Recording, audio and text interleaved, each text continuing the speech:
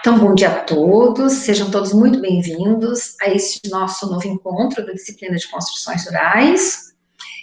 Vou começar hoje com algumas colocações para vocês, para lembrá-los, né? Então, assim, eu andei fazendo um apanhado nas coisas nas tarefas, nas presenças e tudo mais, né? Então, preciso lembrá-los assim, marcarem a presença, tá? Que o pessoal tem esquecido na vigência da aula. Então, assim, o Moodle fica aberto, né, direitinho, então vocês têm que ir lá marcar a presença.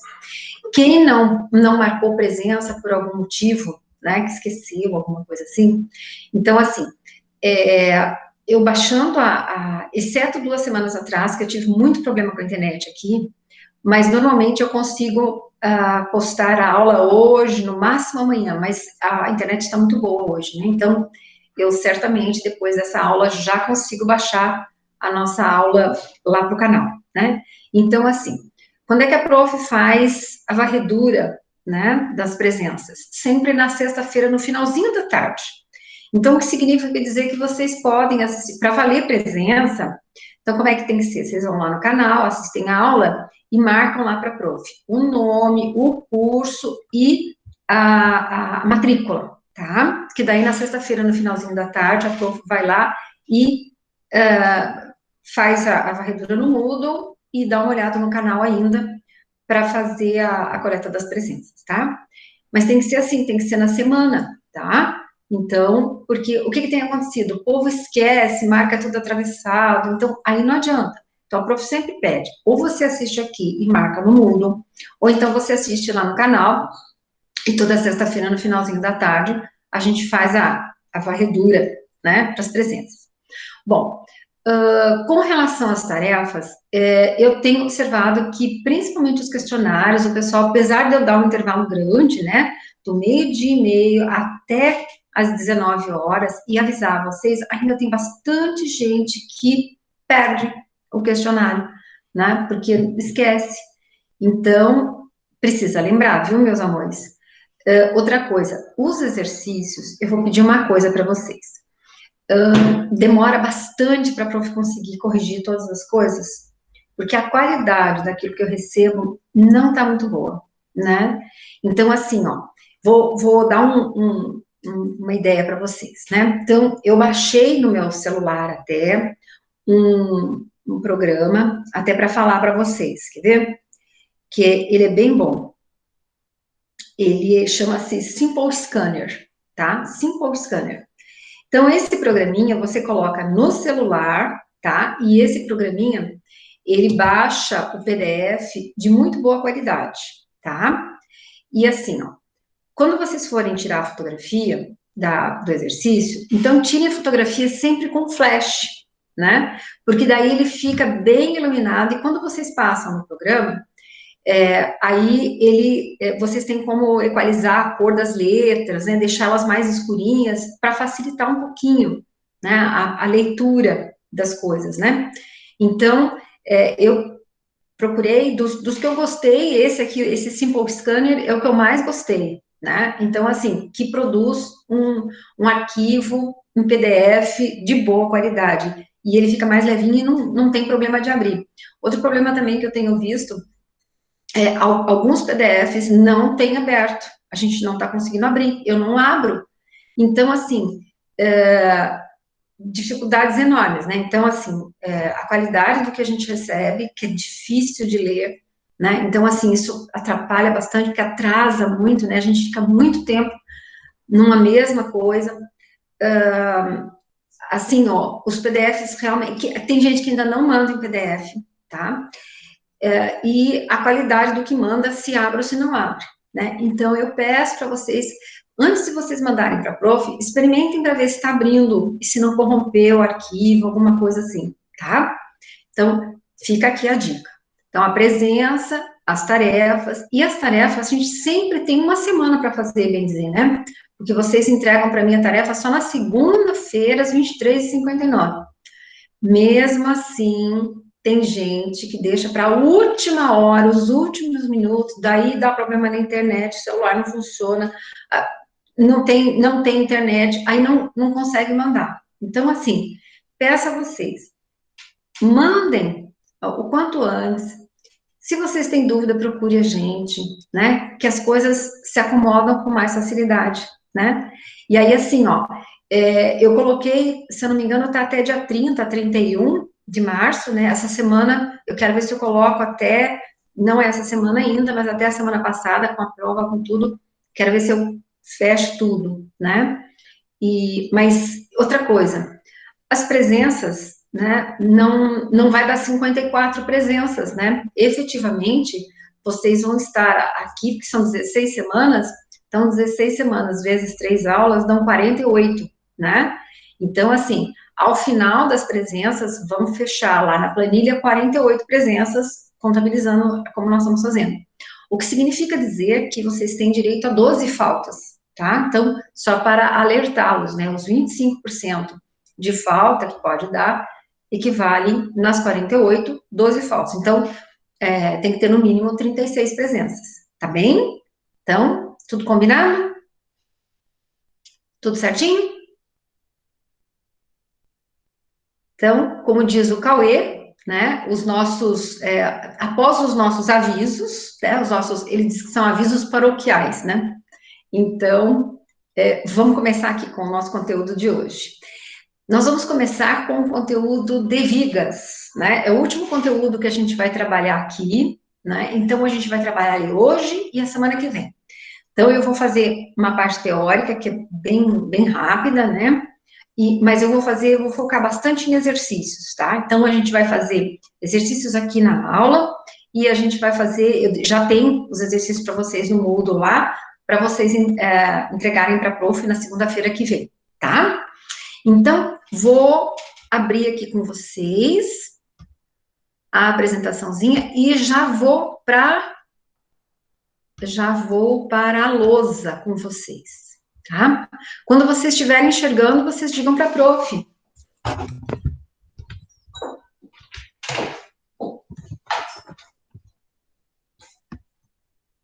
Já aparece. Já abriu, querida? Sim. Então, tá.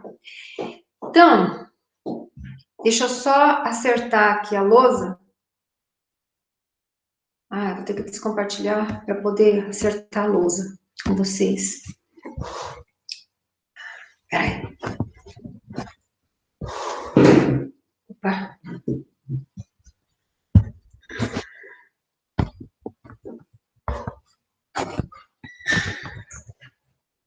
Quero ver o máximo de aproveitamento da lousa.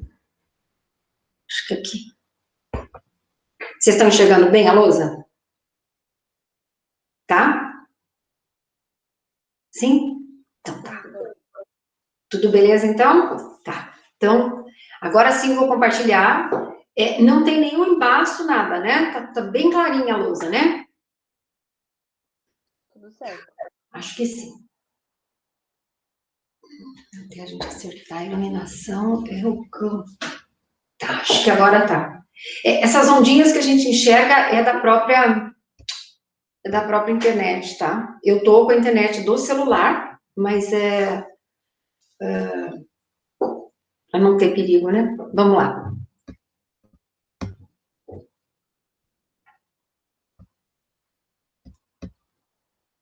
Então, vamos compartilhar aqui.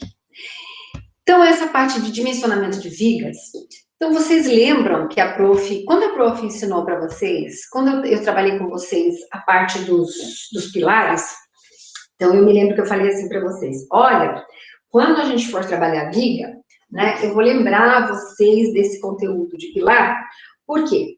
Porque as vigas, elas têm um comportamento muito parecido com os pilares, né? Então, os pilares, normalmente, eles trabalham na vertical, né? Eles são sempre colocados na vertical. Aí, o que acontece, né? Lembra que eu explicava para vocês? A carga é colocada, né? Sobre a seção desse pilar, e o que acontecia? Quando a gente dimensionava, a gente não queria que acontecesse aquela barriguinha, né? Então, a gente dimensiona os pilares sempre pensando na resistência à flambagem, né? Que é aquela formação da barriguinha que a gente não quer, né? E essa flambagem, ela acontece né? Então, ela está presente, né? Porque normalmente são estruturas que são esbeltas, né? Onde a relação da seção em relação ao seu comprimento, né? É bastante grande, né? E aí, lá nos pilares também influencia muito a questão do tipo de engastamento, né? Da forma com que esse pilar estava vinculado ao restante da estrutura, né? Então, as vigas, elas são peças que são solicitadas à flexão, né? Então, a gente diz que as vigas, elas devem resistir primeiramente aos esforços perpendiculares ao seu comprimento. Por quê? Porque a viga é uma estrutura que trabalha geralmente na horizontal. Então, as cargas vão atuar, né, perpendicularmente ao seu comprimento, né? Nos pilares é transversal, né, em cima da seção. Nas vigas, não. As vigas é aqui, tá? E essa viga, então, ela deve ser resistente à flexão, ou seja, essa barriguinha que pode se formar, né? Na viga, em função das cargas as quais ela é solicitada. E essa resistência à flexão, ela vai ser uma combinação simultânea, né, de resistência à compressão das cargas que atuam aqui em cima e da tração, porque ela é tracionada na própria estrutura, né, ela está presa nos pilares, né, ela tem, por exemplo, uma tesoura aqui, ela tem os pilares que tracionam ela desse lado, então, quer dizer, essa resistência à flexão, a formação dessa barriguinha, então, é essa combinação de compressão e de tração, que puxa, né, que ela está presa.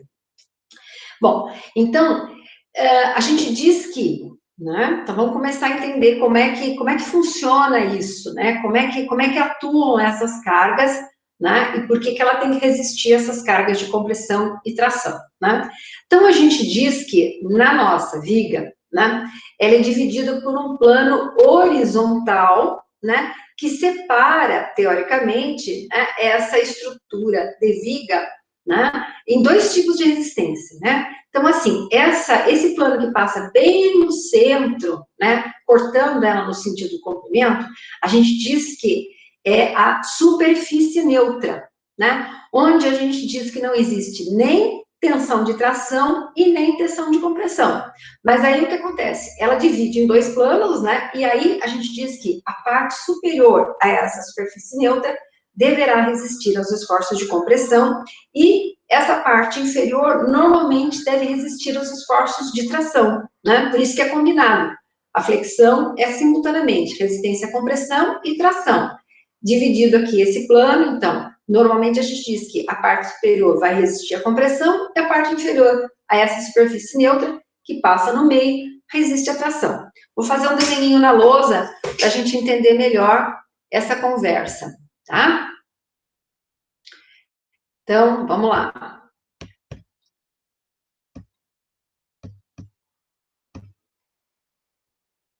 Então, aqui, como é que funciona, né? Vou fazer um desenho para vocês aqui na lousa, tá? Então, ó, eu tenho a minha viga, certo? Vou fazer ela só em duas dimensões, mas lembrem-se que ela é uma estrutura que tem comprimento, largura e espessura, né? Então, aqui, ó, no centro dessa estrutura, né, dividindo bem ao meio no sentido de comprimento, eu tenho aqui, ó, e aí, lógico, né, passa aqui no centro. Então, eu tenho o que a gente chama de superfície neutra.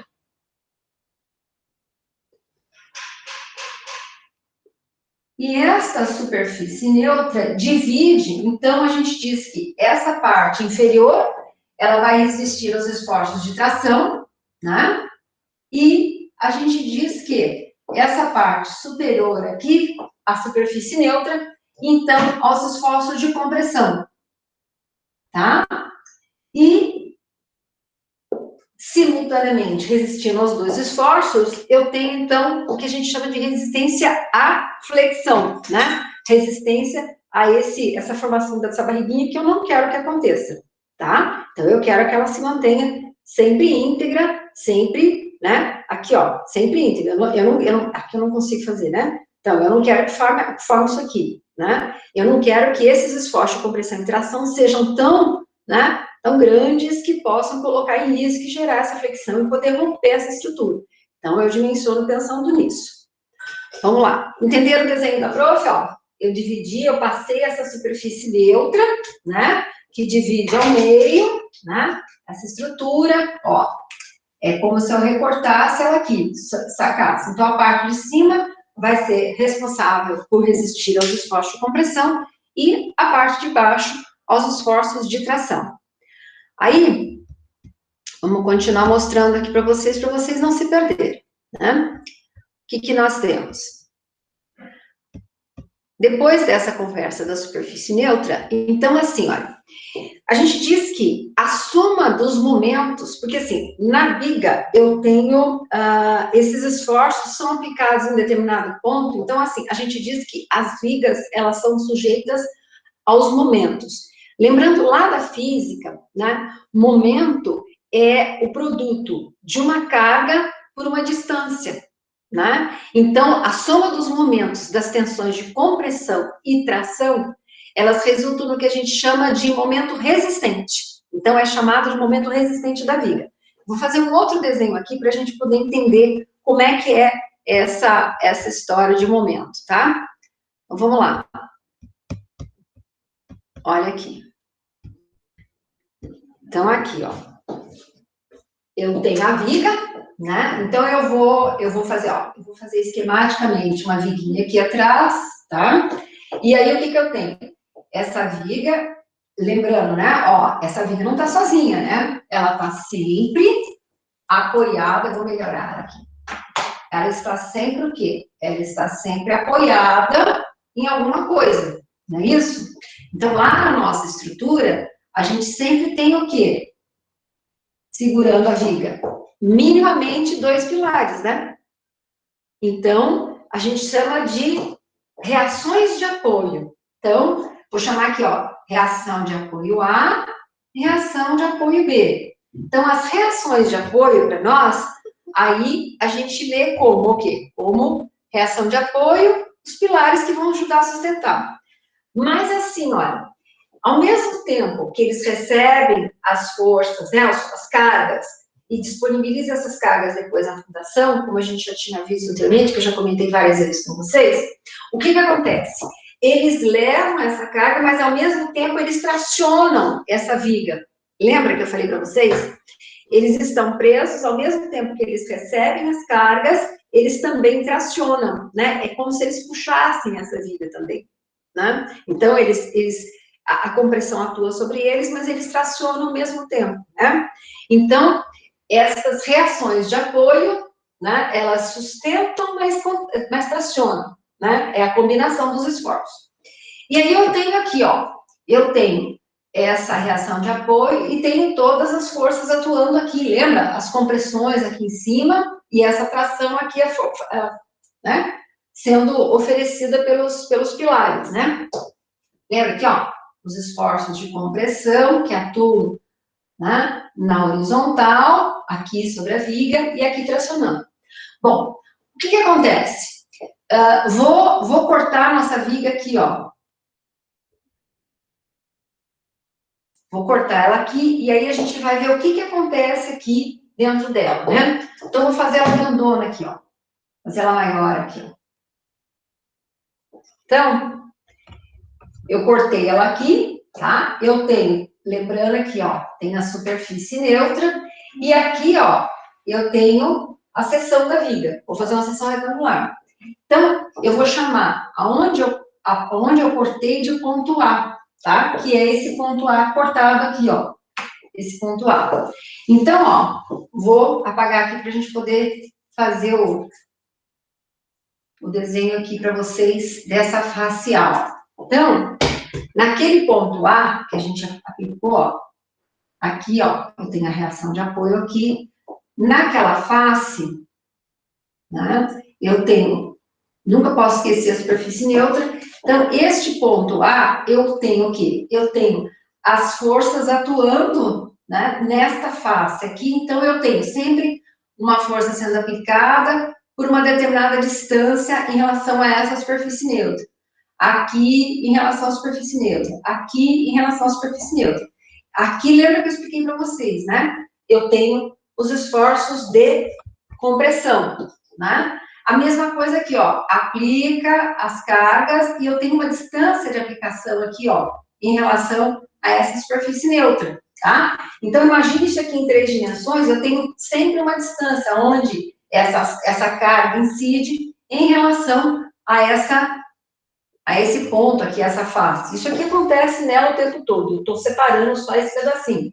Então, eu tenho cada carga que atinge, eu tenho uma distância em relação a essa superfície. Cada carga que atinge, chegando até essa superfície. Então, assim, o conjunto de, né, esforços, o conjunto de forças, de momentos que eu tenho aqui, de momentos de tração, né, os esforços de tração, e aqui de compressão em cima, né, então eu tenho aqui, ó, parte de cima e parte de baixo. Então, eu tenho o quê? Eles aqui me dão origem a um momento resistente, tá? Então, eu tenho força e distância, nela toda, tá? E aí, então, eu tenho o que a gente chama de momento resistente da viga, é interno a ela, né? É inerente aos esforços que atingem essa viga, né? Ela é, prioritariamente, né, os esforços de compressão na sua parte superior, né, e os esforços de tração lá com os pilares na parte inferior, tá? Então, as duas situações geram o que a gente chama de momento resistente da viga, tá? Agora, tem também, deixa eu voltar aqui com vocês, esse é o momento resistente, aí eu tenho o que ainda, né? Eu tenho aqui, olha, para que esse momento, essa viga, né, ela esteja em equilíbrio, ou seja, para que ela esteja exatamente na horizontal como ela foi projetada, né, para que ela esteja em equilíbrio, para que não haja nenhum esforço sobre, né, preponderante de compressão, de tração, para que ela esteja em equilíbrio, o que acontece?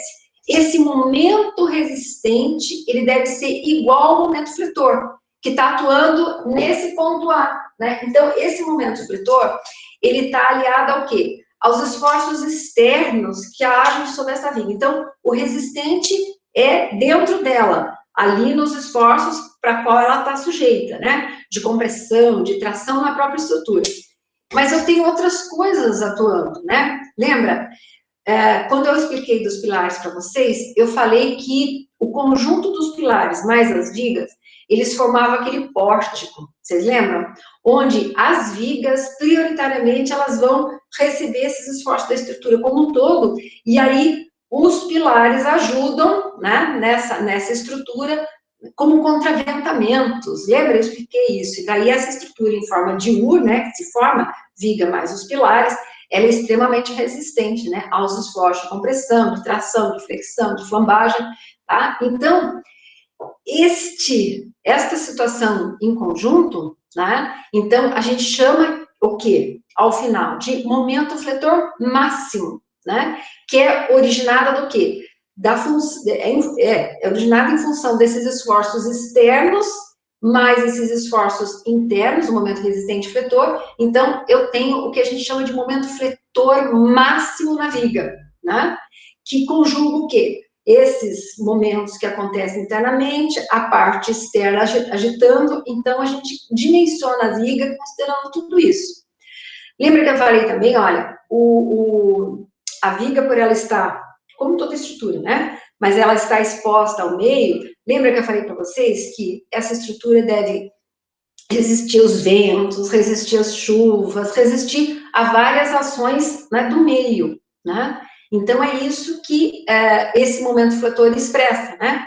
Todas essas cargas oriundas da própria estrutura, que devem estar em equilíbrio através do momento resistente da viga e do momento fletor, né, para que ela não flexione, tá? E aí, esse conjunto, no espaço, no ambiente que eu tenho, a gente tem o que a gente chama de momento fletor máximo da viga, tá? Que conjuga tudo isso, né? Então, o que nós temos de cálculo? Isso aqui é só uma parte teórica, né? Para dimensionar a viga, e para que ela seja capaz de suportar esses esforços, a gente precisa selecionar um elemento estrutural com uma seção transversal que seja capaz de desenvolver esse momento resistente igual ou maior, né? Esse momento fletor máximo, que conjuga as duas coisas, né? Os esforços nela propriamente e também do ambiente, né? E aí, isso aí, ele tem uma equação que a gente consegue calcular, né? Então, a gente vai selecionar uma seção que vai resistir a esses esforços, né? Resistir a este momento fletor máximo, né? Então, o que a gente tem como cálculo? Para calcular o momento fletor máximo, a gente tem que levar em consideração, né, a tensão admissível à flexão do material, que é tabelado em função, por exemplo, a gente está falando de vigas de madeira, né? Então, todas as madeiras, elas têm padronizadas lá a tensão admissível à flexão, assim como a gente tinha, né, como a gente tem, né, tensão admissível à compressão, à tração, ao cisalhamento, né, a gente tem a tensão admissível à flexão, né, a essa formação de barriguinha, né, quando esta madeira está na forma de viga, então ela tem este valor. E aí, eu tenho este valor da tensão multiplicada por um módulo de seção, né, aí sim a gente está chegando pertinho do dimensionamento da própria viga. Então, a gente vai selecionar uma seção transversal, que pode ser para nós uma seção circular, uma seção retangular, uma seção quadrada, né, que são as mais usuais para as estruturas de madeira, né? Lembrando que não existe só madeira, né? Existem outros materiais, existem as estruturas de viga de concreto armado, as estruturas de viga metálica, né? Então, existem outros materiais que a gente utiliza. Só que para nós, né, a gente usa muito a madeira, né? A gente tem habilitação para trabalhar muito com madeira. Então, esse módulo, sim, ele está ligado ao dimensionamento dessa seção. Então, você vai definir a seção, e aí, como é que a gente calcula esse módulo de seção? Então, o módulo da seção é o quociente entre o momento de inércia da seção, lembra do nosso I? Aquele I nosso conhecido lá do dimensionamento dos pilares? Dividido por C1. Então, C1, lembra que eu falei para vocês, né? Da superfície neutra desse plano que divide a viga em duas partes, no seu sentido de, né, comprimento. Então, o que eu tenho? Eu tenho a mesma distância dessa superfície neutra a qualquer uma das extremidades, né? Seja ela superior ou inferior. Ela divide exatamente no meio. Então, este módulo de seção, né? Ele é calculado fazendo o quociente, né, fazendo a divisão desse momento de inércia por essa dimensão de C1, tá? Então, vou mostrar para vocês como é que a gente calcula isso, tá? Vou voltar com a tela grande, para vocês poderem enxergar a minha lousa, para a gente poder calcular junto aqui, tá? Então, vou apagar nosso desenho aqui, nossas explicações, e aí a gente vai aqui, ó, vou até colocar aqui.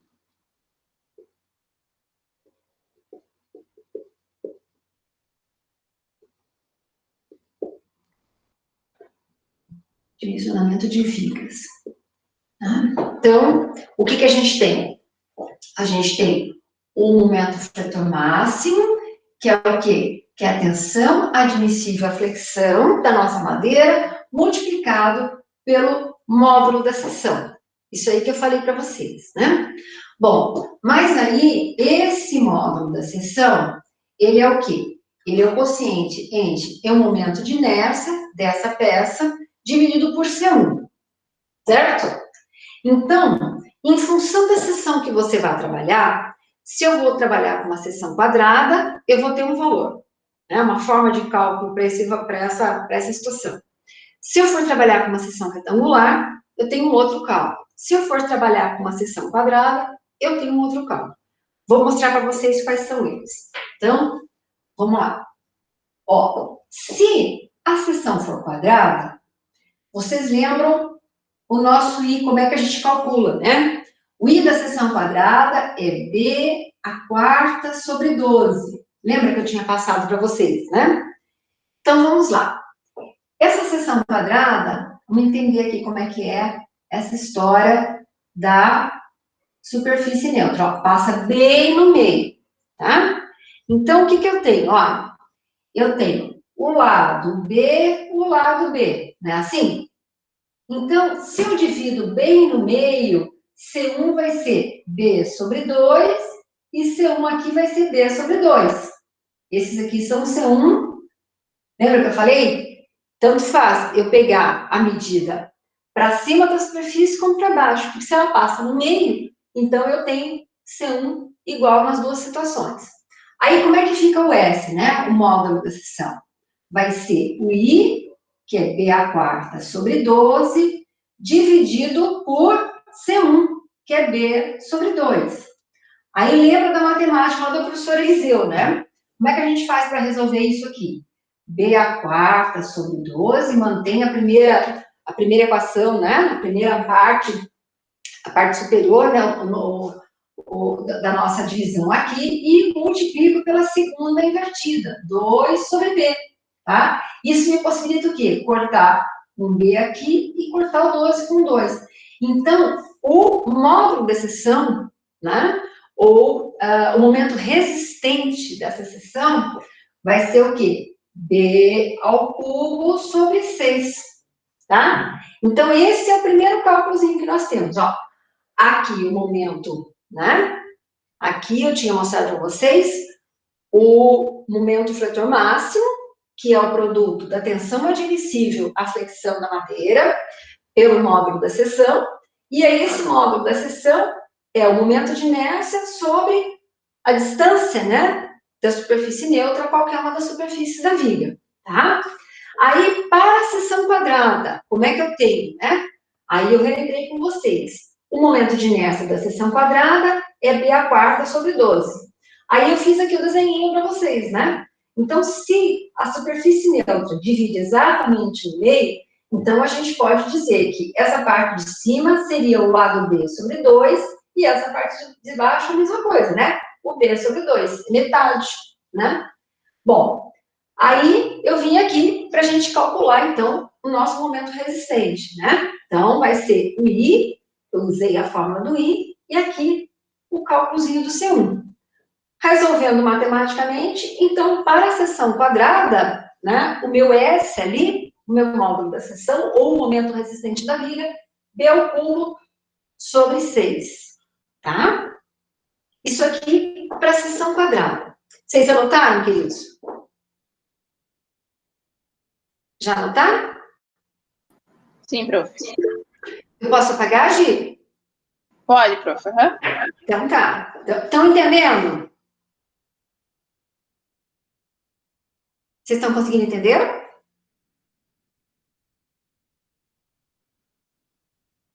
Então, assim, ó, se vocês tiverem dúvida, me interpelem, tá? Mas, assim, fala comigo que é mais fácil, eu fico olhando para vocês e fico olhando no quadro, é mais difícil de eu ver o chat, às vezes não abre para mim, tá? Então, vamos lá. Aí vocês me chamam. Aí eu vou fazer esse nosso cálculo, mas considerando um outro tipo de seção. Olha lá. Se eu for fazer para uma seção retangular, olha lá. A seção agora é retangular, ó. Aqui, ó. A seção retangular. O que eu tenho? Eu tenho o meu I. Lembra? O momento de inércia é o quê? B vezes H ao cubo sobre 12. Não é esse o cálculo que eu tinha passado para vocês? O momento de inércia? Aí, o que eu tenho? Ó, para a seção retangular, vou fazer até aqui embaixo para ficar melhor, ó.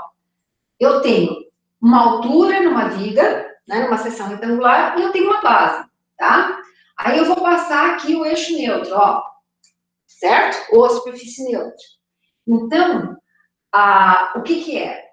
O C1 é da superfície neutra qualquer uma das extremidades, então, essa parte aqui seria H sobre 2, e essa parte aqui seria H sobre 2, que é o meu C1, certo?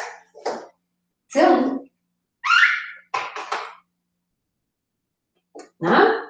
Então, como é que fica o cálculo? Olha, o momento resistente vai ser S, vai ser B vezes H ao cubo sobre 12, dividido por H sobre 2, né? Aí, ó, como é que vai ficar isso aqui? B vezes H ao cubo sobre 12, multiplicado por 2 sobre H. Então, o momento resistente da viga de seção retangular vai ser, ó, eu vou cortar aqui H, gente. H. Então, eu vou cortar um H com aqui, o 12 com o 2, vai ser B vezes H ao quadrado sobre 6. Certo? Então, o momento resistente, lá o módulo da seção, né, para uma estrutura de seção retangular, o S, né, vai ser B vezes H ao quadrado sobre 6. Entenderam direitinho? Ó, seção retangular, o I, que já era nosso conhecido. Aí eu passei a superfície neutra, dividi em 2 pedacinhos, que vai ser altura sobre 2 e altura sobre 2. Ambos são C1. Aí eu vim aqui, coloquei na fórmula e achei o valor aqui. Tá? Essa é a formulazinha para calcular quando eu tenho a estrutura de seção retangular. Tá? Agora falta qual? Seção circular. Posso apagar? Sim? Sim, prof. Então tá, vamos lá. Falta só a seção circular. Né? Vamos lá.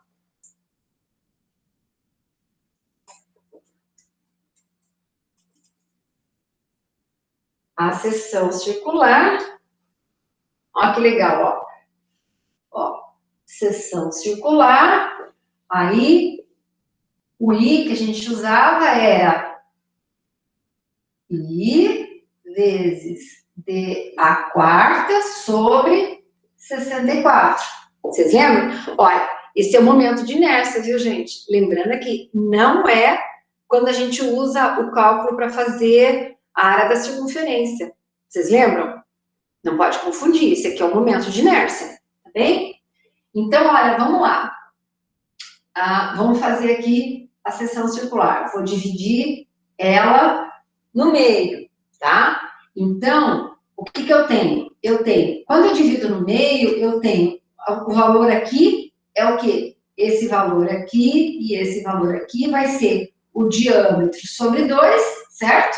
E essa parte também, o diâmetro sobre 2, que é o nosso C1. Tanto faz pegar numa posição, pegar na outra, tá?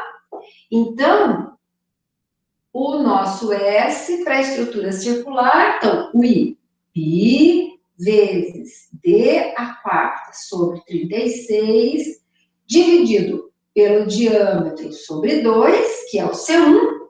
Então, como é que vai ficar esse cálculo? Olha, I vezes D a quarta sobre 36, multiplicado por 2 sobre o diâmetro, olha, 36 não, meus amores, 64.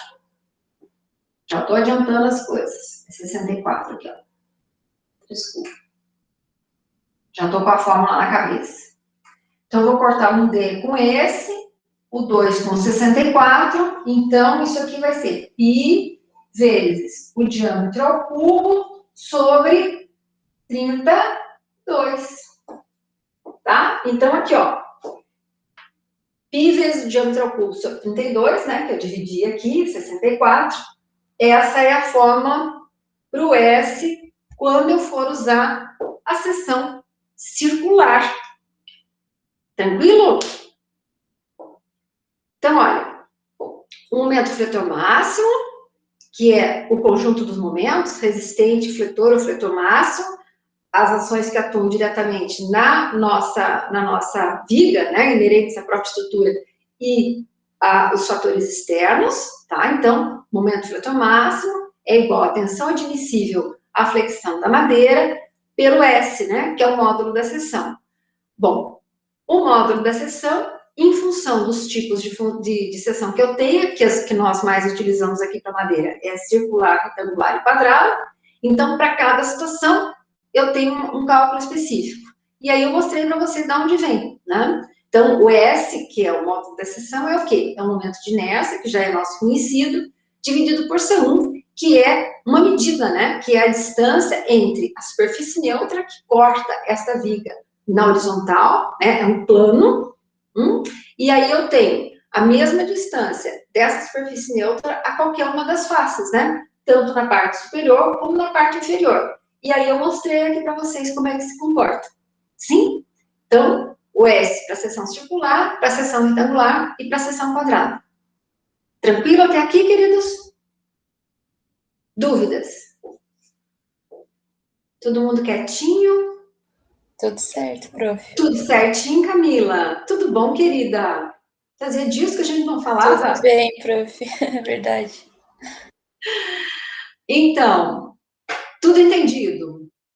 Aí a prof vai mostrar para vocês como é que a gente representa essa viga, né? Como é que é a representação, né, o desenho, né? Que a prof sempre faz um desenho para vocês, para a gente poder se entender, né? Lembra do telhado, tudo a gente tem um esboçozinho para a gente representar. Então, vamos lá. Aí, eu tenho uma forma de representar essa viga, né? Em função de quê? Porque essa viga, ela não tem só um tipo, né? Ela não sustenta só um tipo de carga, por exemplo, né? Então, assim, ela está sujeita às cargas concentradas sobre ela, né? Então, assim, ela tem lá a resistência à compressão, a resistência à tração. Mas, com relação às cargas que a gente tem expostas sobre ela, o que eu posso dizer? Existem as cargas que a gente diz que são cargas concentradas. Então, por exemplo, assim, ó, eu tenho lá a linha do telhado, né? Aí a gente diz assim, ó, vou colocar duas vigotas aqui, passando de uma linha para outra, que nada mais é do que uma viga, né? E eu vou colocar sobre ela duas vigotas e vou colocar, assentar as caixas d'água sobre essas vigotas. Então, imagine assim, eu tenho uma linha aqui de telhado e tenho a próxima linha lá, lembra? Aí eu tenho o quê? Eu vou passar duas vigotas, porque eu quero colocar duas caixas d'água naquele intervalo, né? O pessoal faz muito isso.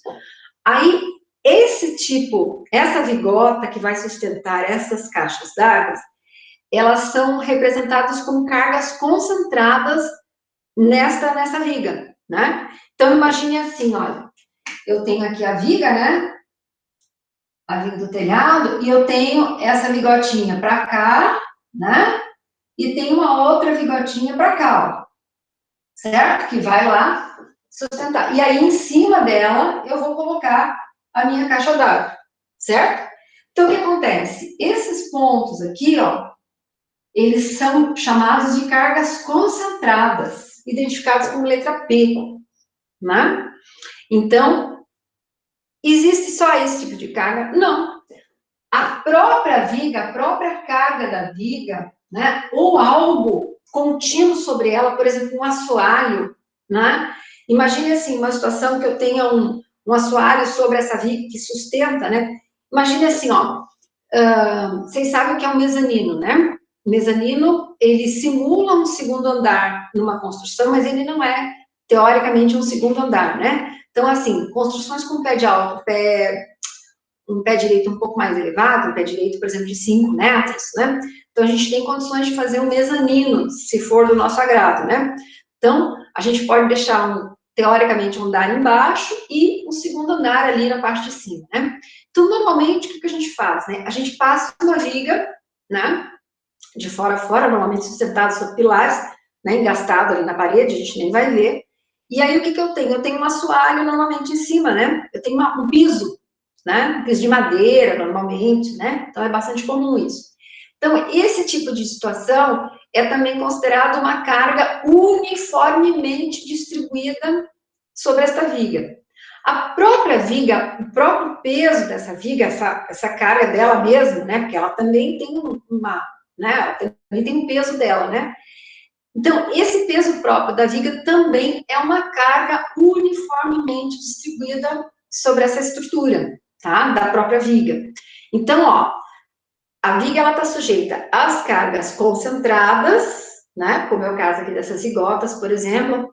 Imagine assim, ó, eu vou colocar uma vigota e vou colocar uma balança pendurada, né? Então, é uma carga concentrada, né? Vou pendurar na própria viga uma estrutura para balança ali, né? Ou numa estrutura para a gente mesmo, né? Ah, Tá lá na casa da gente, tem uma viga lá na varanda, vou colocar um balanço aqui, né? É uma carga concentrada nessa viga, certo? Agora, se eu tenho um forro, se eu tenho uma situação contínua sobre ela, a gente diz que a gente tem uma carga uniformemente distribuída. E aí eu vou mostrar para vocês como é que a gente representa isso, como é que a gente entende isso no desenho da viga, sem estar tão rebuscado assim, ó. Então, assim, ó, a carga concentrada, vou virar vocês aqui de levinho, ó, cargas concentradas, né, ou como é que a gente entende isso no esquema, né? Então, eu tenho aqui, ó, eu tenho a minha vigazinha, vamos fazer ela aqui, ó, ela é simplesmente apoiada, né, que é normalmente o que a gente tem. E aí eu vou colocar aqui, ó, eu tenho uma carga concentrada no meio do vão. Ou eu posso ter cargas concentradas, né, a distâncias conhecidas neste vão. Ou eu posso ter uma única carga não concentrada no centro, mas desvinculada desse centro, apoiada em qualquer ponto nesse vão, tá? Então, a carga concentrada, ela sempre vai ser representada dessa forma, tá? Com a letra P. Lembra? Quando a gente fez fundação, lá nas nossas fundações do tipo direta descontínua, que é a sapato isolada de carga centrada, de base quadrada, então a prof sempre dizia, olha, a carga que ela está sustentando é uma carga concentrada, é uma carga identificada com a letra P. Mas eu tenho as cargas uniformemente distribuídas, tá? E aí, como é que é isso aqui, ó? É isso aqui, ó. Eu tenho a minha viga, ela está apoiada, né? Está simplesmente apoiada. Lógico, depois eu tenho as reações de apoio sobre ela, né? E aí, assim, ó, olha como é que a gente representa essas cargas uniformemente distribuídas, ó. Muitas flechinhas aqui, ó, ao longo de todo o meu vão, tá? E aí, a identificação dessa carga uniformemente distribuída é identificada com a letra P. Outra coisa, a carga concentrada é sempre quilograma-força. A carga uniformemente distribuída é quilograma-força por metro, a cada metro. Lembra lá da fundação? A fundação direta descontínua, que é a sapato isolada, era quilograma-força só, lembra? A carga P. Lembra quando a gente falava da sapata corrida? A prof dizia, olha, a carga é uniformemente distribuída ao longo de toda a minha sapata, que percorre lá embaixo das minhas paredes.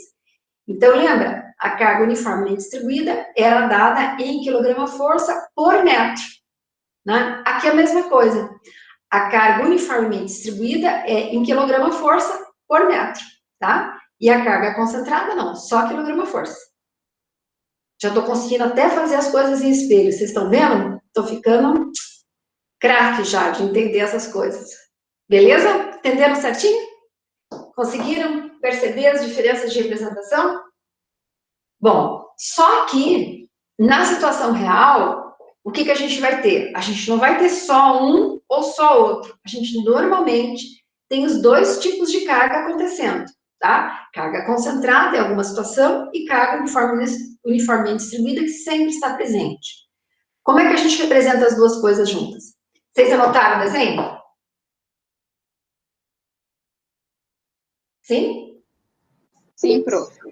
Posso apagar, Gi? Pode. Então tá. Eu vou falando, aí vocês vão anotando, né? Aí como é que é a coisa, né? Aí, olha como é que fica. Normalmente, a gente tem as duas coisas. Então, vai aparecer assim o desenho, ó. Aqui, ela é apoiada, embaixo de cada uma delas tem a reação de apoio, tá? E aí eu tenho a carga uniformemente distribuída, certo? E aí, eu tenho o quê? Eu tenho, ó, vou colocar uma carga concentrada no vão. E aqui eu tenho a carga uniformemente distribuída. Então, eu tenho as duas coisas juntas, tá? Posso ter só uma aqui, posso ter desvinculada do centro, posso ter mais cargas, posso ter várias coisas.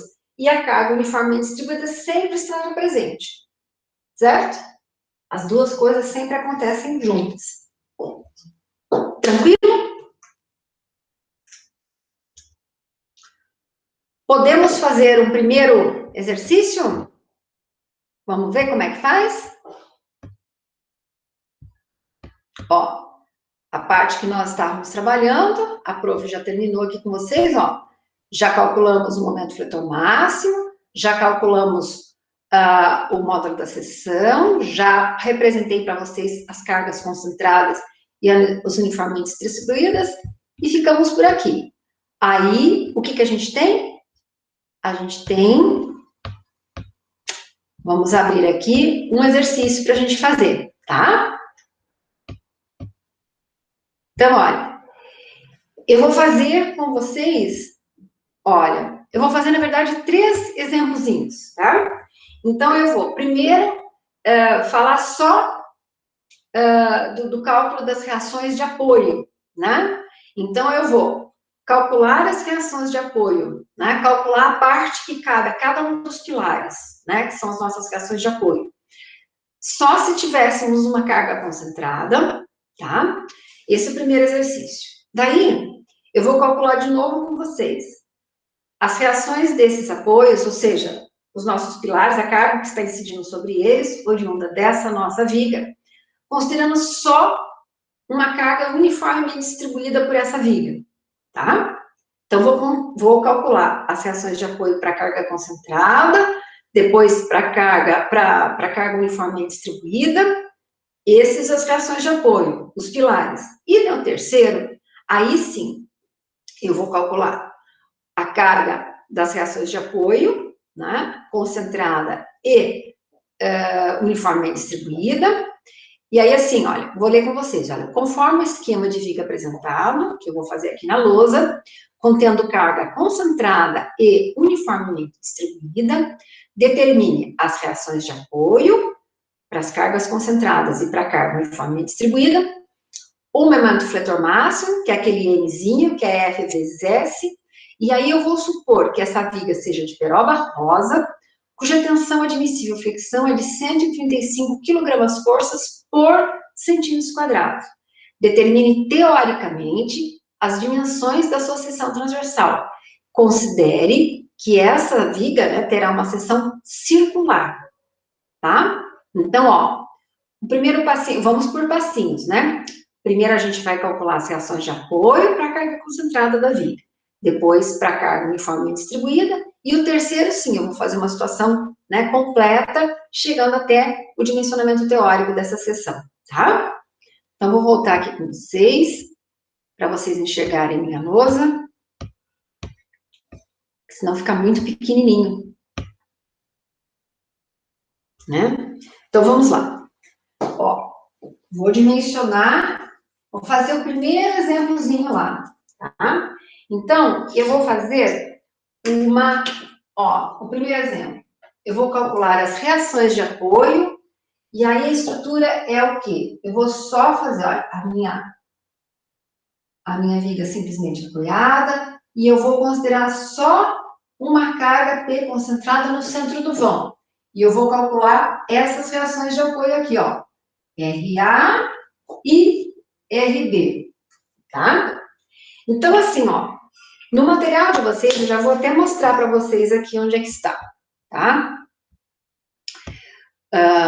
Como material de apoio, né, a prof sempre passa para vocês as fórmulas, né? Então, aqui, na tarefa de vocês, tem aqui, ó. Ó.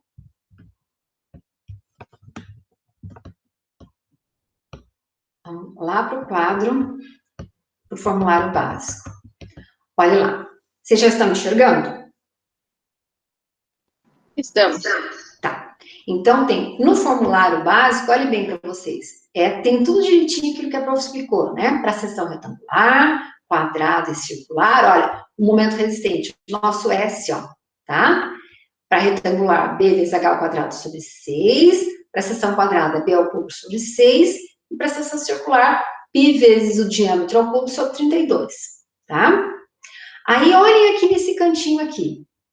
Então, eu tenho a disposição das vigas, né? Quando eu tenho carga, considerando só a carga uniformemente distribuída. Então, vamos olhar aqui. Como é que a gente calcula a reação de apoio? É com essa formulazinha aqui, tá? Então, no caso das cargas uniformemente distribuídas, a reação de apoio A, ou seja, a carga que estará incidindo sobre o apoio A, sobre o pilar de um dos lados, né? Vai ser igualzinho do outro lado. E vai ser calculado de que forma? É o produto, né, da carga distribuída uniformemente pelo comprimento do vão, ó, que é o comprimento a ser vencido pela viga, dividido por 2, tá? Aí, olhem aqui essas 4 outras situações aqui embaixo. Então, aqui, ó, aqui é só sobrecarga concentrada, estão vendo, ó? Então, se eu tiver uma carga concentrada no centro do vão, que é o que a gente vai fazer agora, eu tenho a reação de apoio. Como é que a gente vai calcular? Exatamente dessa forma, olha. A reação de apoio A, ou seja, a carga que estará sendo suportada pelo pilarzinho A, vai ser exatamente igual ao do pilarzinho B, e vai ser o quê? Simplesmente a carga concentrada dividido por 2. Ou seja, cada pilar vai ser responsável por carregar metade da carga, tá? Agora, vejam aqui a situação aqui embaixo. Se eu tiver uma situação onde eu tenho uma carga posicionada, né, num lugar diferente do centro, né, então eu tenho que saber a distância que essa carga está em relação ao apoio A e a distância que ela está em relação ao apoio B. Aí eu vou lembrar uma coisa com vocês, ó. Quem está mais perto da carga carrega mais do que quem está mais distante, não é isso? Eu sempre lembro vocês de uma brincadeira que a gente fazia quando a gente era pequeno, que era aquele cabo de guerra, né? Então, quem está mais pertinho, né? A gente tem as equipes, né? Quem está mais pertinho ali daquele ponto onde está fazendo força ali para puxar de um lado e de outro, sempre carrega mais do que quem está lá na pontinha da corda, né? Então, é sempre assim. E aqui não é diferente, né? O apoio A, que está mais próximo da carga, ele vai carregar mais do que o apoio B. E como é que a gente faz esse cálculo? Então, o apoio A, a reação de apoio A vai ser a distância B aqui, dividido pelo comprimento total do vão, vezes o valor da carga. Igualmente, a reação de apoio B vai ser essa distânciazinha menor, dividido pelo comprimento total do vão, vezes a carga B. Sim? Então, vocês vão ver no cálculo que realmente dá. Quem está mais perto da carga vai carregar mais do que quem está mais longe. Agora, eu tenho uma outra situação. Eu tenho situação onde eu tenho uma quantidade de cargas de número par sobre essa estrutura de viga. De novo, a reação de apoio vai ser igual, tanto para A quanto para B, né? E aí vai ser a carga multiplicado pelo número de, né? O número de vezes que ela está incidindo aqui sobre o pilar, sobre a viga, dividido por 2. Por quê? Porque são 2 apoios. De igual forma, quando eu tenho 3 cargas, né, ou número ímpares de cargas, a reação de apoio A vai ser exatamente igual ao valor da reação de B, e vai ser a carga vezes o número de cargas que eu tenho dividido por 2, que são 2 apoios, certo? Então, voltando aqui à nossa conversa, né, a nossa lousa, como é que nós vamos calcular essa reação de apoio? Simples, né? Então, ó, que eu expliquei para vocês. A reação de apoio A vai ser igual à reação de apoio B, que vai ser a carga dividido por 2. Então, vamos fazer essa carga aqui de 400 quilogramas força e vamos fazer um vão aqui de 5 metros, tá? Vamos colocar aqui 5 metros. Para isso aqui não me interessa o vão, porque eu sei que divide exatamente por 2. Então, vai ser 400 quilogramas força por 2. Então, cada apoio vai ficar responsável por 200 quilogramas força. Vocês entenderam? Então, ó, na situação de carga concentrada no centro do vão, reação de apoio A vai ser igualzinha à reação de apoio B, ou seja, o que A vai carregar é exatamente o mesmo valor que B, né? Então, vai ser a carga dividido por 2, nesse caso 400 por 2, 200 quilogramas força. Agora, vamos imaginar uma situação em que se essa carga fosse desvinculada do centro. Vocês anotaram aqui? Sim? Sim, prof. Tudo anotado. Tudo anotadinho? Então, Gi, ó, eu vou tirar essa carga do centro para ver o que acontece com as reações de apoio. Sim? Vou tirar ela do centro, ó. Vou colocar ela mais para cá, ó.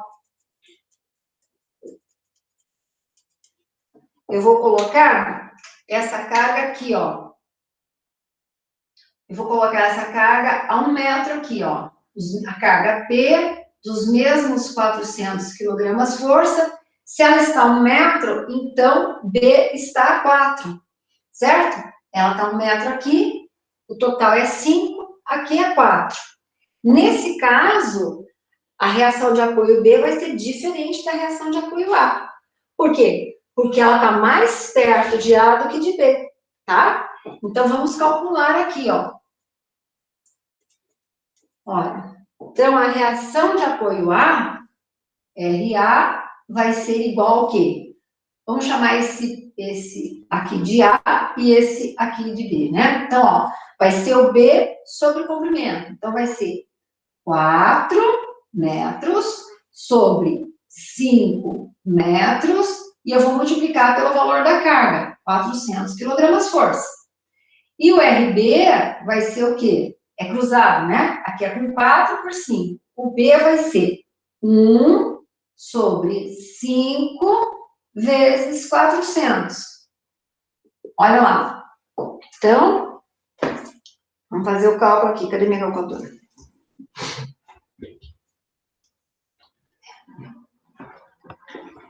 Aqui. Então, ó, 4 vezes 400 dividido por 5, ó, a reação de apoio A vai ser responsável por 320 quilogramas força. Vamos ver B. B vai ser 400 dividido por 50, vai ser 80 quilogramas força. Entenderam? Não é exatamente o que a prof falou? Quem está mais perto da carga vai carregar mais. Quem está mais longe vai carregar menos. Agora, se vocês olharem aqui, se vocês somarem as duas, vai dar os mesmos 400 quilogramas força. Certo? Entenderam o que a prof explicou? Entendi. Tranquilinho? Agora eu vou fazer aquela segunda proposta em que eu tenho só uma carga uniformemente distribuída, tá? Então, eu vou usar o mesmo desenho, tá?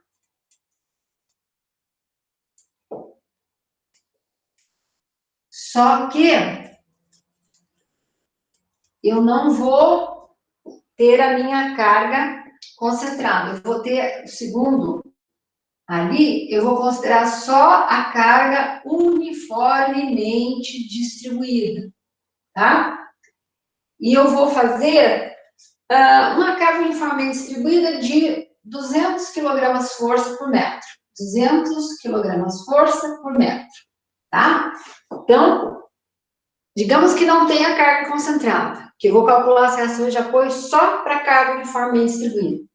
Então, é sempre assim, ó, a reação de apoio A vai ser igual à reação de apoio B, que vai ser a carga multiplicado pelo comprimento do vão dividido por 2, que são 2 apoios. Então, isso aqui vai dar 200, que multiplica 5 metros, dividido por 2. Então, 200 vezes 5 vai dar 1.000, né? Dividido por 2, 500 quilogramas força. Não é isso?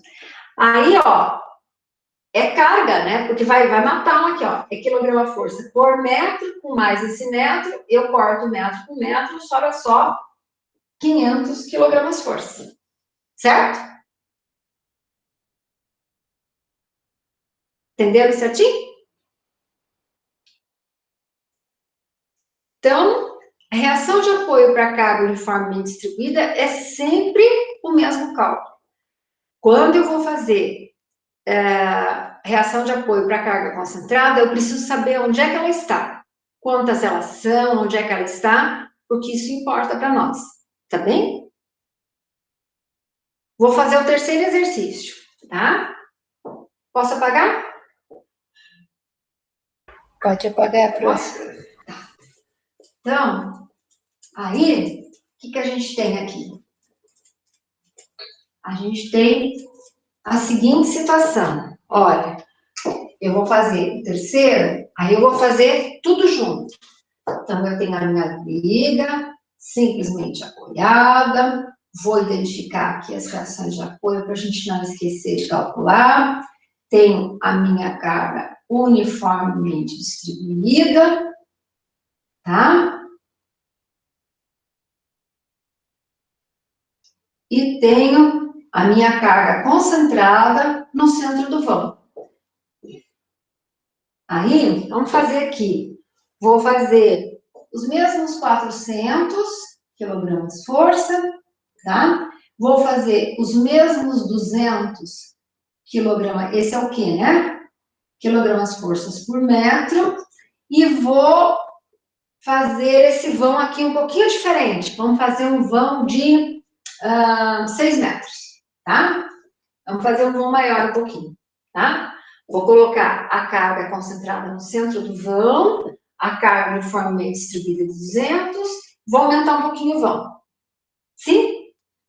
Vamos ver o que acontece. Primeira coisa que a gente vai calcular, as reações de apoio. Então, vou colocar aqui, reações de apoio, tá? Aí, eu vou fazer a primeira para carga concentrada, tá? E aí, vou olhar como é que é a minha carga concentrada. Ah, é uma carga concentrada no centro do vão.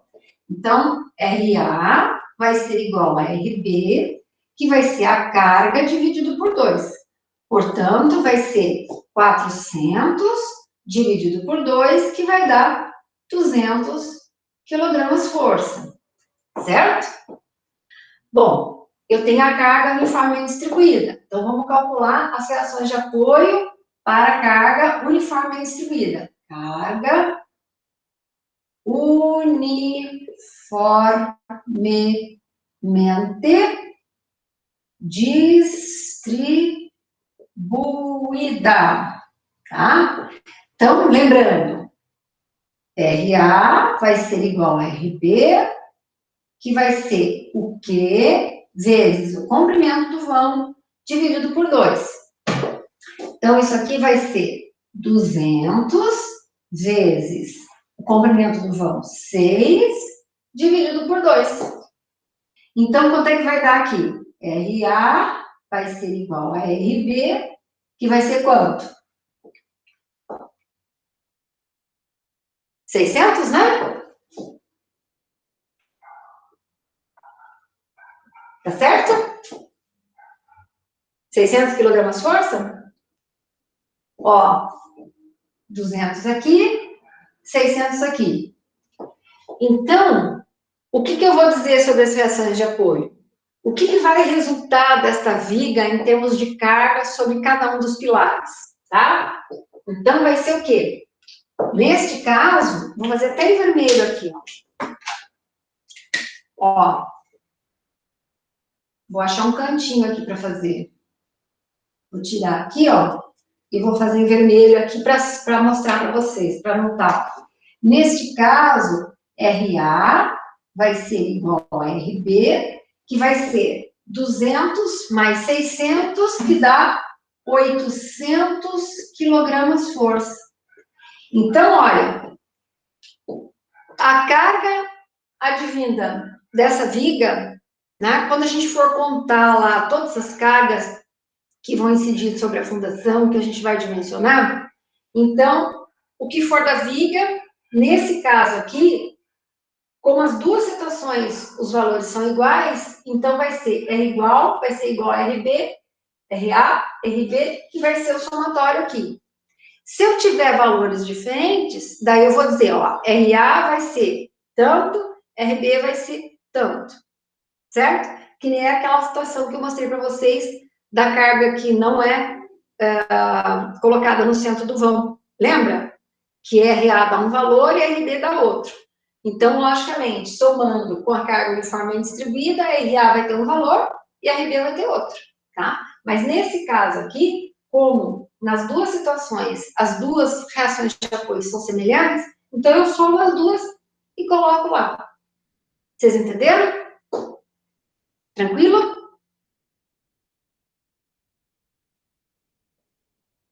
Então, essa é a primeira parte do cálculo. Agora, nós vamos começar o primeiro passo agora para o dimensionamento teórico da seção.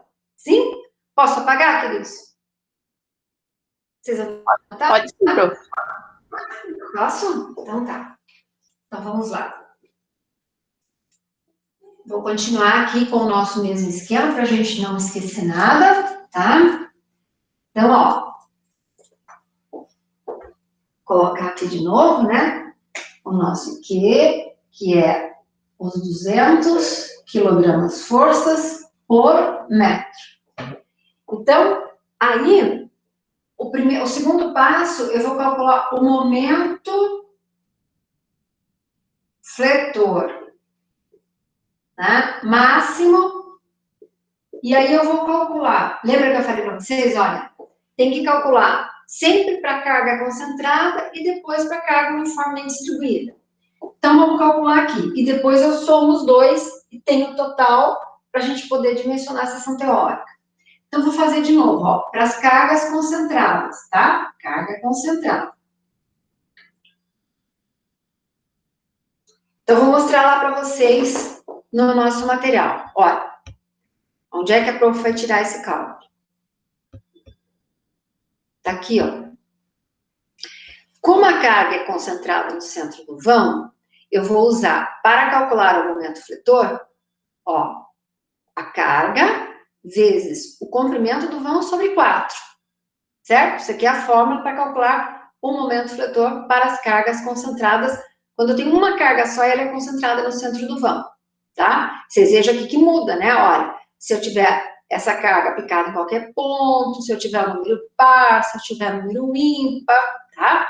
Mas nesse caso, a fórmula que eu vou usar para o momento fletor, né? Momento fletor máximo lá para as cargas concentradas vai ser a carga vezes o comprimento do vão dividido por 4, tá?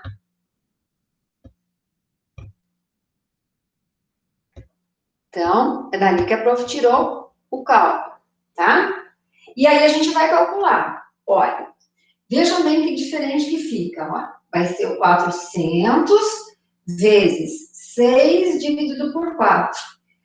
Vejam bem, olha, a carga é em quilograma-força, mas eu estou multiplicando por uma grandeza que é dada em metro.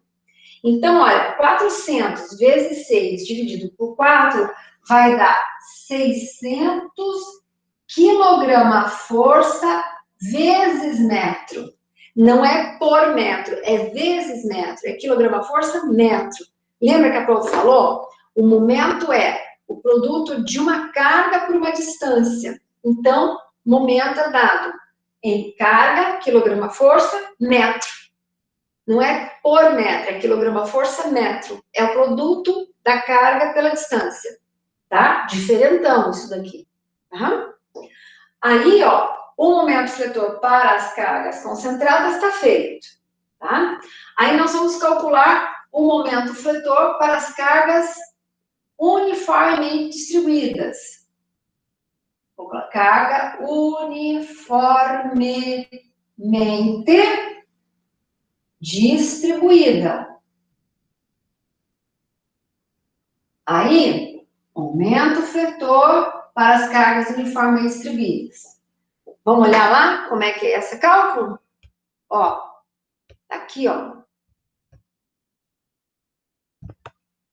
De onde é que a professora tirou? Daqui, ó.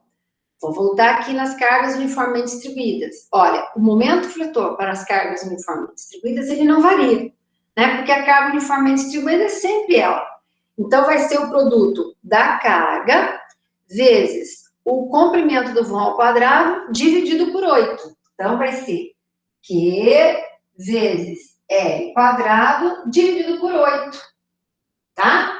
Então, esse é o momento fletor para as cargas uniformemente distribuídas, tá? Isso tudo porque eu quero chegar no cálculo do momento fletor máximo, sim? Que conjuga as cargas que estão incidindo de compressão e das cargas, compressão não, as cargas que estão concentradas na viga, né? Ou uma carga concentrada, como é o nosso caso, ó, uma só, e as cargas uniformemente distribuídas, que são aquelas lá, ó, tá vendo? Ao longo de todo o vão. Então, como é que a gente vai fazer esse cálculo? Simples, né? Então, vai ser 200 vezes o comprimento do vão ao quadrado dividido por 8. Então, essa continha vai dar 6 ao quadrado dá 36, 36 vezes 200, dividido por 8, vai dar 900 quilograma-força metros de novo. Por quê? Porque aqui eu tenho quilograma-força por metro. Mas esse metro aqui ficou metro ao quadrado, né? Então, um dos metros eu vou cortar com esse metro, então me sobra de novo quilograma-força metro. Tá vendo, ó? Então, o momento fletor para as cargas uniformemente distribuídas e o momento fletor para as cargas ou para a carga concentrada. Vocês viram? Quilograma-força metro, quilograma-força metro. Por quê? Porque é momento fletor, né? Que conjuga aqueles esforços todos, lembra? A estrutura, que é o momento resistente, né? E as coisas externas, o momento fletor, tá? Aí, eu já tenho condições de calcular o momento fletor máximo, que vai ser o quê? A soma do momento fletor da carga concentrada mais a carga uniformemente distribuída. Eu vou somar os dois, certo? Então, posso apagar, queridos? Já anotaram? Sim, prof. Pode pagar. Sim, querida. Então, ó, 600 mais 900. Vamos lá.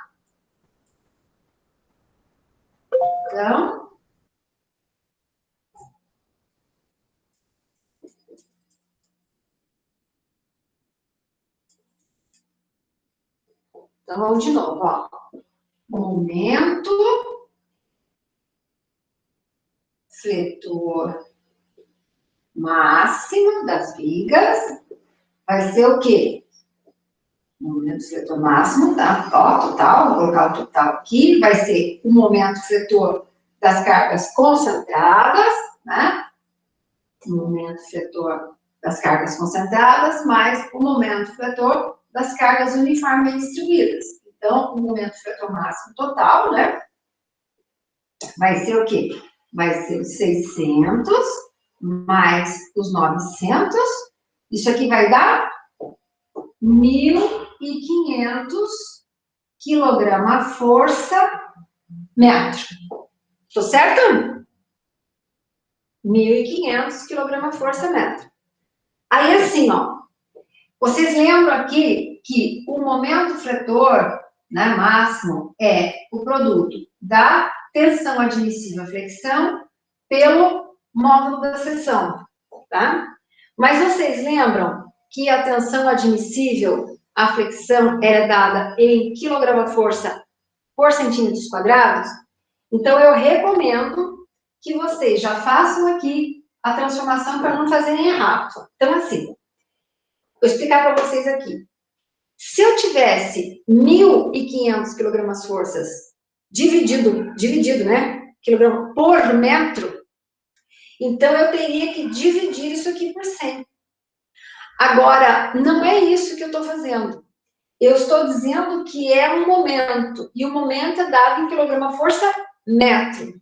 Então, se eu for expressar esse valor do momento em centímetros, né, é o mesmo valor, só que o valor vai estar expresso em metro de um jeito e em centímetros do outro. Eu vou multiplicar isso aqui por 100, porque um metro tem 100 centímetros.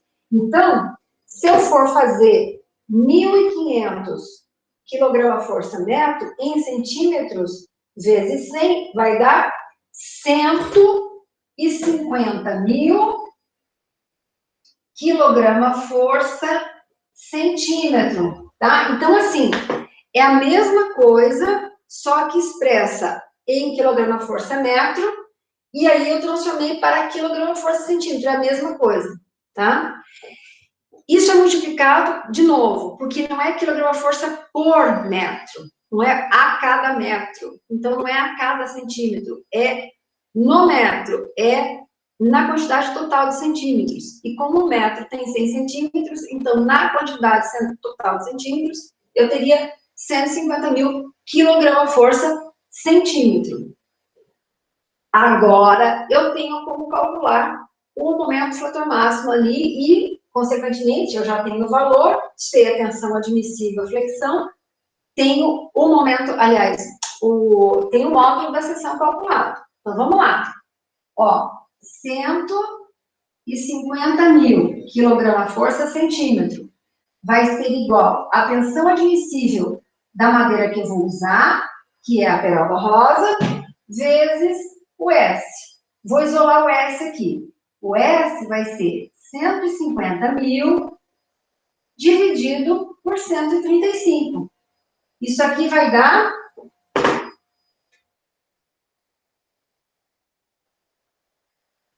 Vai dar uma dízima, né? 1.111,11. Olha bem que engraçado que vai dar. Isso aqui está em quilograma-força centímetro. Isso aqui é em quilograma-força por centímetros quadrados.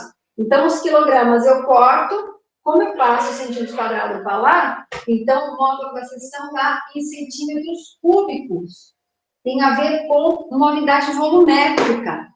Então, ó, o módulo da seção, né, o S, né, ele vai ser 1.111,11 centímetros cúbicos. Certo? Ó, só lembrando, ó, é assim, ó, é quilograma-força, centímetros, dividido por algo que é quilograma-força por centímetros quadrados. É a mesma coisa, né? Passo a segunda invertida, corto 1 quilograma com esse, e aí eu somo esses dois aqui, né? Por isso que dá centímetros cúbicos. Sim? Bom, de posse desse valor de S, aí eu já posso começar os cálculos finais que me levam ao dimensionamento teórico da seção. Posso apagar aqui embaixo, queridos? Sim? Sim. Então, vou apagar aqui. Vocês estão acompanhando direitinho? Vocês têm alguma dúvida? Tá tudo certo? Tranquilo? Cadê meus meninos e minhas meninas? Estão tudo quietinho? Gi, Camila, Jaque. Cadê Carol? Tô apanhando, prof. Tá certinho? Carol, tá entendendo? Carlinha? Tranquilo, prof. Tá tranquilo? Tudo certo, prof. Cadê os meninos? Os meninos não falam nada. Teru, cadê você? Tá ali. Tá entendendo, filho? Você não foi embora, né? Cadê? Gente, não tô vendo os meninos aqui. Alisson, só vejo menina. Jesus, os meninos foram embora. Então, agora vamos lá. Tudo certo?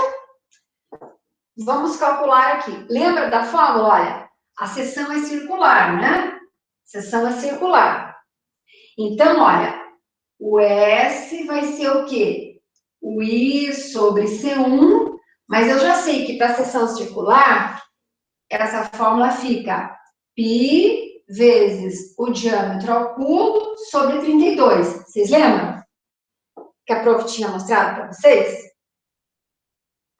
Então, ó, a gente vai aplicar direto. Olha como é que vai ser. Então, o S eu já tenho, né? 1111,11 vai ser π vezes o diâmetro ao cubo sobre 32, certo? Então, como é que eu vou calcular isso? Ó, vou isolar o diâmetro ao cubo aqui, ó. Eu vou multiplicar o 1111,11 por 32 e dividir pelo π da calculadora, tá? Então, 1111,11 vezes 32. Dividido pelo π. Então, este valor aqui deve dar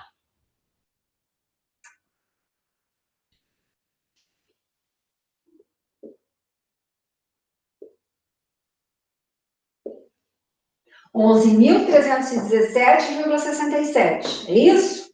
1.111,11 vezes 32 dividido pelo π. Isso. É 11.317,67. Chegaram nesse valor? Sim, prof. Isso. Agora, filha, ó, 11.317,67, eu vou extrair a raiz cúbica. Então, assim, quem não tem a raiz cúbica no celular não, na calculadora, como eu não tenho, a minha calculadora é muito antiga, então eu tenho sempre aquela teclazinha que tem y elevado a x, né? Então, se eu não tiver a raiz cúbica direto, eu aperto aquela tecla e vou elevar a 1/3, que é 0,333333, né? Então, esse valor aqui de diâmetro vai dar 22,45 centímetros. É isso que vocês acharam?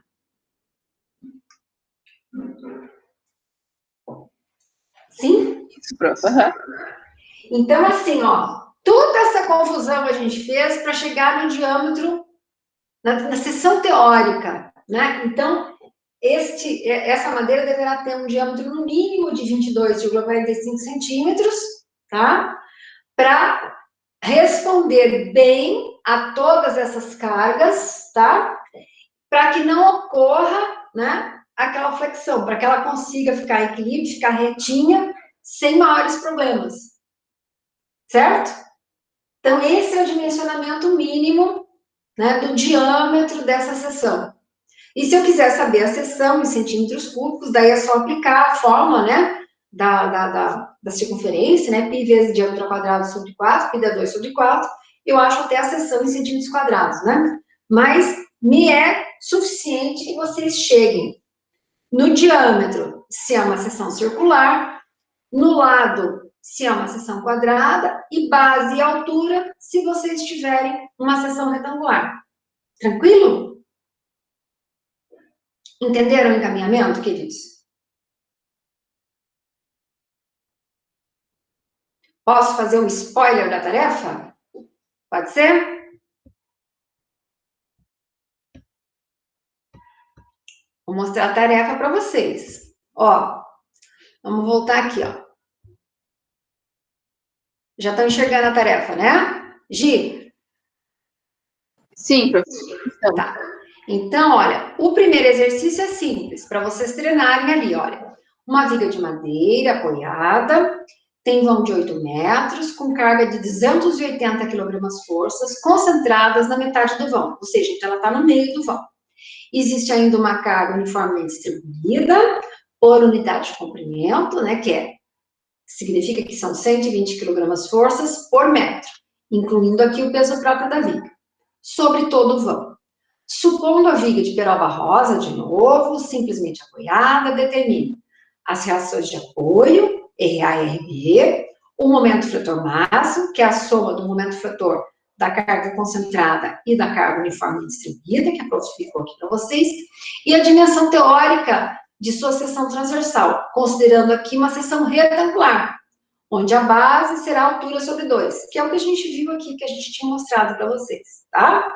E a tensão admissível flexão, lembrando, né, na peroba rosa, 135 kgf por centímetros quadrados. Esse aqui vocês vão treinar aqui, a prof já tinha feito, para vocês se habilitarem com os cálculos, né? Aí a segunda, olha que legal essa aqui. A segunda, uma viga de madeira apoiada, tem vão de 7,2 metros, tá? É o L. Com carga concentrada de 350 quilogramas, força, a cada 1/3 do vão. Vamos entender como é que é esse a cada 1/3 do vão. Existe ainda uma carga uniforme distribuída de 100 kg forças, incluindo também aqui o peso próprio da viga, distribuída em todo o vão, né? Então, determine as reações de apoio, o momento fletor máximo e as dimensões teóricas da seção. Aqui a seção vai ser quadrada e aqui a tensão admissível, a madeira que nós vamos estar usando é o pinho do Paraná, que a tensão admissível flexão é de 87 kg forças por centímetros quadrados, tá? Vamos entender o que é esse a cada 1/3? Porque tem diferença, viu, gente? Ó, eu vou explicar para vocês. Então, assim, ó, a prof vai apagar a lousa e vai mostrar para vocês essa coisa de entendimento, a interpretação de texto ali.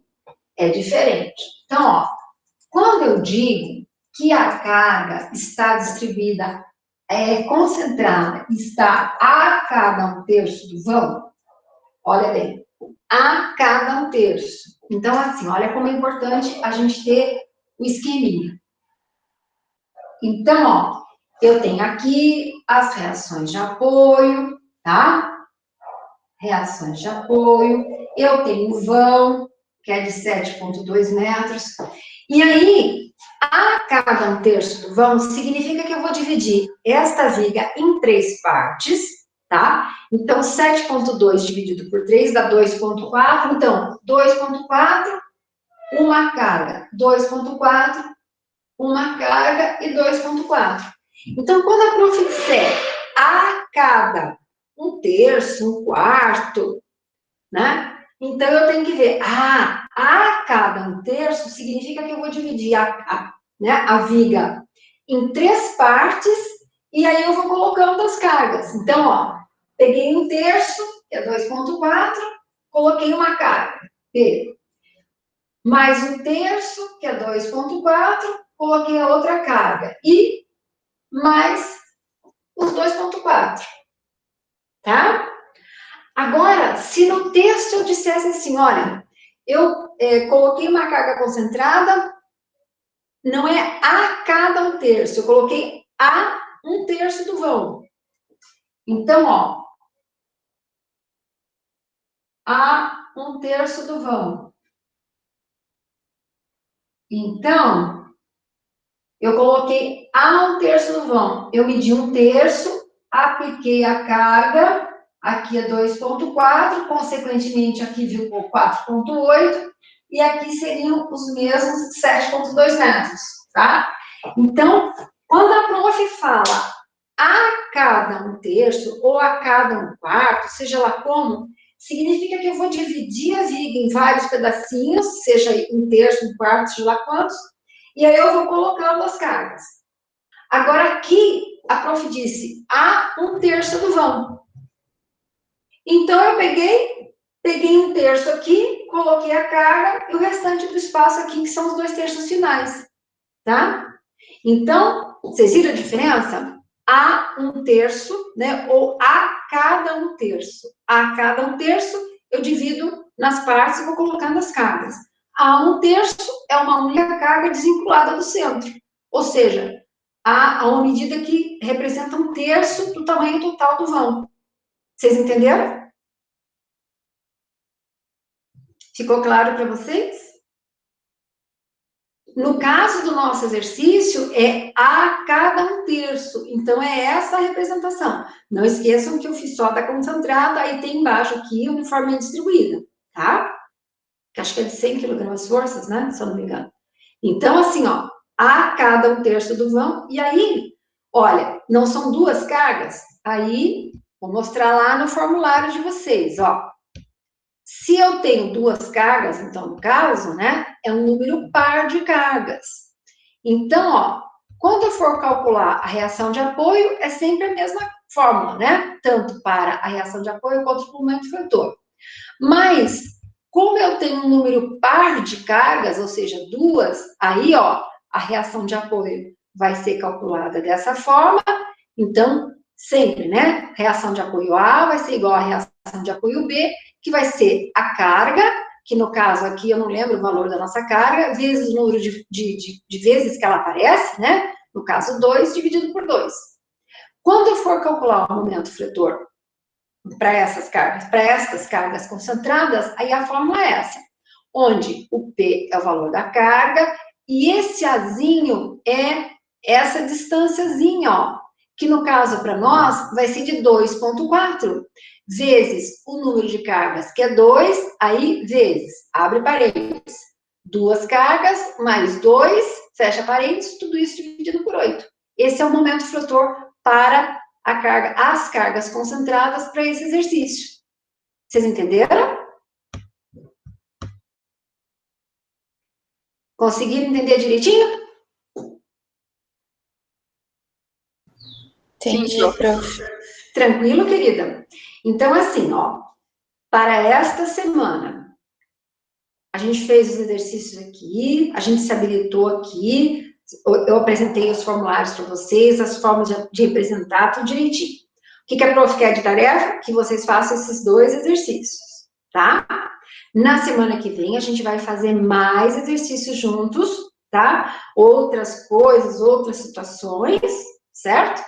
E aí, na semana que vem, eu vou deixar mais uma tarefinha, mas aí sim eu vou liberar uma lista de exercícios complementares para vocês irem estudando, né? Para não ficar só com esse daqui que daí enjoa. A gente fica repetindo a mesma coisa, a gente decora, né? Muitas vezes fazendo os mesmos exercícios, a gente decora e depois, problema. Então, assim, aí na semana que vem eu libero mais exercícios para vocês, de todo o conteúdo, para vocês começarem a estudar. Combinado assim?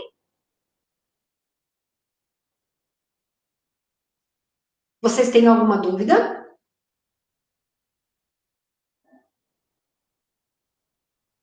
Posso encerrar a gravação aqui?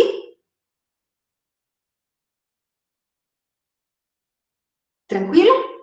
Então, assim, não esqueçam de marcar a presença. Se vocês tiverem problema, vão lá assistir no canal. A gravação ficou boa, eu acho que eu vou colocar já direitinho lá, se tá tudo certo, tá?